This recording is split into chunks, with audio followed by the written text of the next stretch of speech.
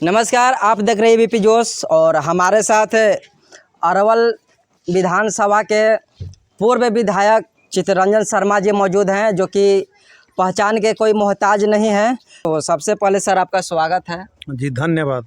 तो सर ये बताइए कि जब से आप विधायक यहाँ से बन के गए हैं, इसके बाद में जितने भी विधायक आया है सर, इस क्षेत्र में सर काम एकदम अधूरा सा रह गया है।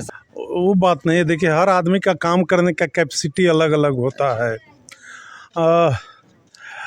कोई ज़रूरी नहीं है जिसे हम एक परिवार में 5 फैमिली होते हैं, 5 गो भाई हो गए, चाहे 2 भाई हुए, 4 भाई हुए, चारों बराबर काम नहीं करते हैं। उसी तरह से जनप्रतिनिधि भी सब बराबर काम नहीं कर सकते हैं। हमको याद है जब 2010 में हम अरवल में चुनाव जीते थे तो अरवल के किसी गांव में बिजली नहीं थी। अरवल में कृषि विभाग का कार्यालय नहीं था, शिक्षा विभाग का कार्यालय नहीं था, आरईओ का कार्यालय नहीं था, पीडब्ल्यूडी का कार्यालय नहीं था, पीएचडी का कार्यालय नहीं था। ये सब तो छोड़ दीजिए, पोस्टमार्टम कराने के लिए भी यदि किसी के फैमिली में एक एक्सीडेंट कर जाए, किसी को किसी कारणवश मृत्यु हो जाती है, उसको पोस्टमार्टम कराने की ज़रूरत है, तो लोग जहानाबाद जाते थे कराने के लिए। और जहानाबाद जाने में इतनी परेशानी होती थी कि आप अनुमान नहीं लगा सकते हैं। रोड भी पहले बहुत ख़राब था। तो मैंने धीरे धीरे करके अरवल में पोस्टमार्टम की व्यवस्था कराया। फिर सदर हॉस्पिटल जो अरवल में छोटा था, बड़ा हॉस्पिटल, जिला हॉस्पिटल बनवाए। और यहाँ कोर्ट नहीं था, यहाँ के लोगों को केस के लिए जाना पड़ता था जहानाबाद। किसी का फैमिली यदि केस में फंस जाए, पारिवारिक विवाद हो, चाहे किसी कारण भी कोई भी केस हो, तो उसके लिए निष्पादन कराने के लिए जहानाबाद जाना आना, तो दिन भर समय भी मरता था, पैसा भी ज़्यादा खर्च होता था। इस सब चीज़ को मैंने समझ करके मेहनत करना शुरू किया और काम किया और गांव-गांव तक विकास पहुंची। और उसी का देन है कि आज 10 साल हो गया हमको चुनाव हारे हुए। फिर भी हमको लगता है, हम चैलेंज के साथ कहते हैं, किसी दल के कोई नेता पूरे अरवल विधानसभा में घूम ले, गांव में चले जाएं, जो गांव में किसी जाति का, किसी वर्ग का, किसी समाज का लोग हों, यदि उनसे पूछा जाएगा तो आंख मूंद करके यही कहेंगे कि नहीं, चित्तरंजन जी को यदि मौका मिले तो फिर दोबारा हम उनको चुन के लाएंगे। लोग तो हम पर दबाव बनाते हैं कि आप निर्दलीय काहे नहीं लड़ते हैं। आप यदि निर्दलीय भी लड़ेंगे तो चुनाव जीतेंगे, आपको कोई हरा नहीं सकता है। लेकिन हम भारतीय जनता पार्टी के एक सिपाही हैं, एनडीए का सिपाही हैं। भारतीय जनता पार्टी जो निर्णय लेता है उसको मानना पड़ता है। हम राजनीति में आए हैं सत्ता सुख के लिए नहीं, हम राजनीति में आए थे सेवा करने के लिए, और मैंने सेवा कैसे किया जाता है उसको जानते हैं। क्या लगता है सर कि 2025 में भाजपा आपको सीट दे सकती है? बिल्कुल, वो तो भारतीय जनता पार्टी को जीतना है। यदि चाहते हैं कि हम अरवल जीतें तो देना पड़ेगा। ऐसे हमको नहीं लगता है कि एनडीए का कोई भी कैंडिडेट यहाँ से चुनाव लड़ ले का पहले पार्टी सर्वे कराती है, आगे भी कराएगी। उसको पता, जब गांव में जाएंगे लोगों से पूछेंगे तो लोग ही बताएंगे कि कौन जीत सकता है, कौन हार सकता है। सर बहुत लोग का कहना है कि यहाँ अरवल विधानसभा इस बार एलजेपी की सीट होगी। कितना ये सब कोई मायने नहीं रखता है। बोलने वाला तो बहुत कुछ बोलता है। आप समझ सकते हैं, यदि ऐसी बात रहती तो पार्टी के शीर्ष नेतृत्व हमको बता देते, इशारा कर देते। हमको क्यों कहते कि जाके अरवल में काम कीजिए? नहीं कीजिए, बाहर रहिए। तो क्या सर 2025 में एकदम गारंटी है कि आप आ रहे हैं? मैं तो चुनाव 2025 में लड़ूंगा, जैसे लड़ूं, इसलिए सीट दे अथवा ना दे सर। नहीं, पब्लिक का डिमांड है। अच्छा, पार्टी काहे नहीं देंगे? जब पब्लिक चाहेगा तो देना पड़ेगा उनको ना। पब्लिक का डिमांड है सर कि आपको अगर भाजपा सीट नहीं देती है फिर भी आप निर्दलीय, ये पब्लिक का फुल सपोर्ट है सर। इस पर क्या बोलता है? मैं यही कहूँगा कि ऐसा नौबत ही नहीं आएगा। भारतीय जनता पार्टी चुनाव लड़ेगी और हमको लड़ाएगी। पिछला चुनाव भी यदि हम लड़े हुए रहते तो मैं दावे के साथ कहता हूँ कि भारतीय जनता पार्टी यहाँ चुनाव जीतती, और केंद्र में भारतीय जनता पार्टी की सरकार है, बिहार में भारतीय जनता पार्टी की सरकार है, और हम विकास में अरवल पीछे है। इसलिए पीछे है कि यहाँ भारतीय जनता पार्टी की न एमपी हैं न विधायक हैं। तो स्वाभाविक बात है, जब एमपी विधायक दोनों कोई है ही नहीं तो आपका बात सदन में उठाएगा कौन, रखेगा कौन, जाके कमिश्नर से मिलेगा कौन, कमिश्नर से काम कराएगा कौन। हमको याद है कि यहाँ आते थे तो ललटेन के, जो कहा जाता था कि ललटेन का युग है, ललटेन के सहारे लोग जीवन जीते थे। आज हम गरीब से गरीब हो, अमीर से अमीर हो, सबके घर में पंखा है, बिजली है, पानी की व्यवस्था है, सब है।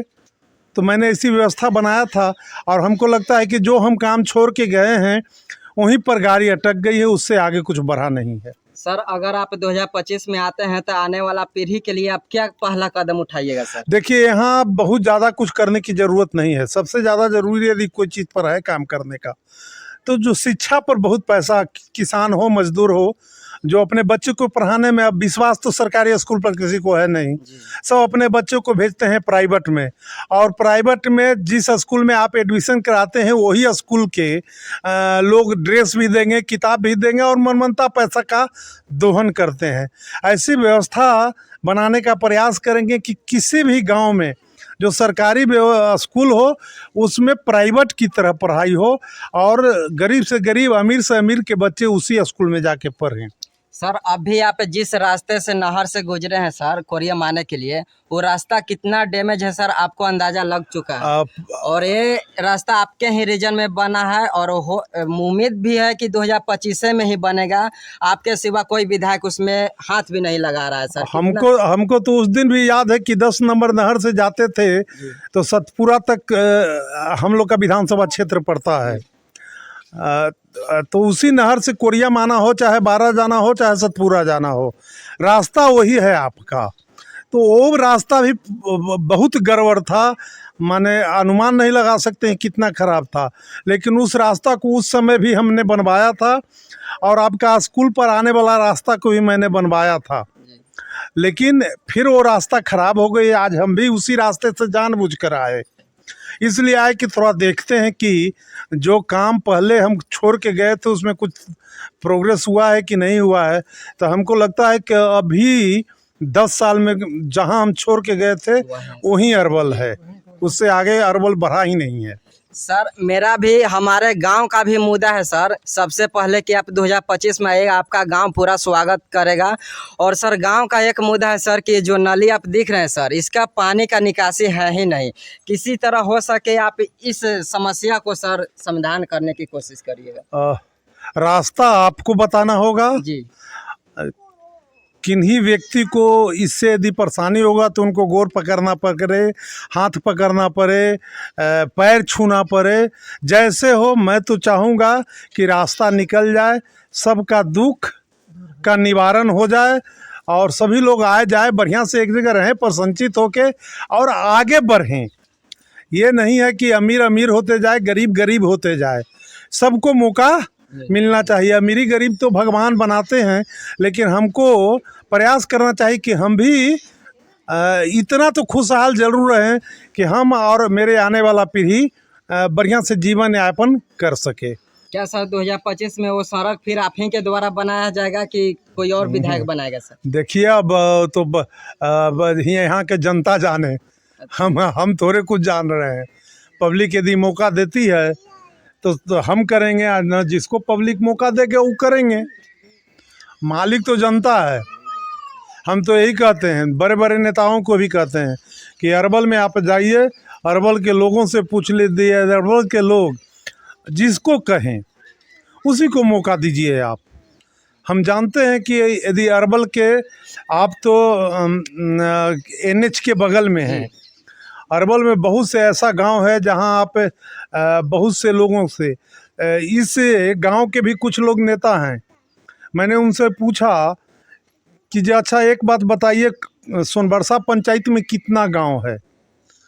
यहाँ रहने वाला भी वो अपने पंचायत के सब गांव का नाम नहीं बतला पाए। वो भी नेतागिरी कर रहे हैं और उनकी भी दुकानदारी चल रही है। तो जो यहाँ का नहीं जानता हो, जो अपने पंचायत का गांव का नाम नहीं जानता हो, वो क्या जानने गया मियाँ बाग कहाँ है, अंधराचक कहाँ है, बहेलिया बीघा कहाँ है, आज़ाद नगर कहाँ है, राधे नगर कहाँ है, हैदरगंज कहाँ है, पाँचू बीघा कहाँ है, पीरो कहाँ है, गोपी बीघा कहाँ है, भगवानपुर कहाँ है, पक्का मठ कहाँ है, वो कहाँ से जानेगा? जब यही नहीं जान रहे हैं, हम एनएच के बगल में रहते हैं, वो सब तो इंटीरियर है, जंगल, जो लोग कहते हैं कि जंगल में वो सब गांव है।